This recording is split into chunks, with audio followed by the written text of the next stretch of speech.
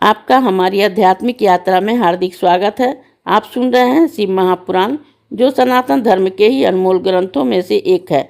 इस श्रृंखला में हम आपके लिए ही इस दिव्य ग्रंथ के प्रत्येक अध्याय का शाश्वत पाठ प्रस्तुत करेंगे। आइए इस ज्ञान और धर्म की ही यात्रा को आरंभ करें। भगवान महादेव की महिमा और उपदेश से ही सजी इस पावन कथा के साथ ही ओम नमः शिवाय। 39वां अध्याय शिव के ध्यान योग का वर्णन। उपमन्यु बोले कि हे श्री कृष्ण, महादेव जी का योगी जन सदैव भी ध्यान किया करते हैं। इन्हीं से ही ध्यान और स्मरण से भी सभी सिद्धियां प्राप्त होती है। शिव के ध्यान से सिद्धि होती है। जहाँ मन एकाग्र हो रहा हो वहाँ बार बार ध्यान करें। वह पहला ध्यान सविषय होता है, उसके बाद यही निर्विषय हो जाता है। सज्जन लोगों का सिद्धांत है कि निर्विषय मन कभी ध्यान नहीं कर सकता। निर्विषय ध्यानी योग को ही कठिनता से बुद्धि के विस्तार का ध्यान करते हैं।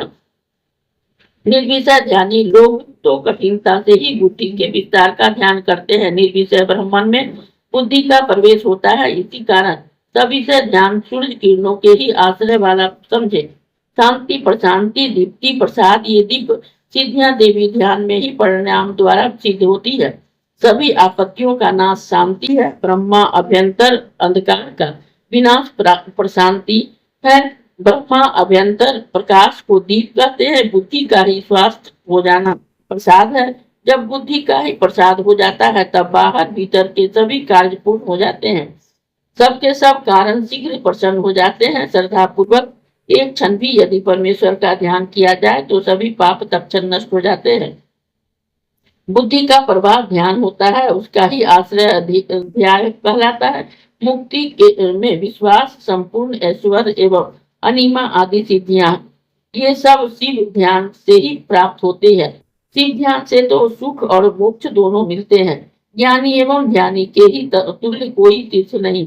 अतः ध्यान आवश्यक है। ज्ञान योग जानने की इच्छा से ही अनेक योगों को बढ़कर फल देती है। योगी जन योग सिद्ध होकर ही लोक हित के लिए ही भोग प्राप्त करके ही अपनी इच्छा में ही लोग भ्रमण करते हैं और विषय सुख को ही तुच्छ मानते हुए वैराग्य करते हैं। सभी कर्मों को त्याग देते हैं।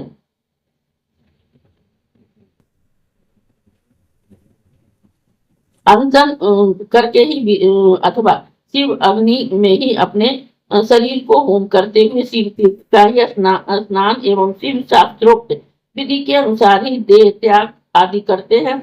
इससे उसकी मुक्ति हो जाती है।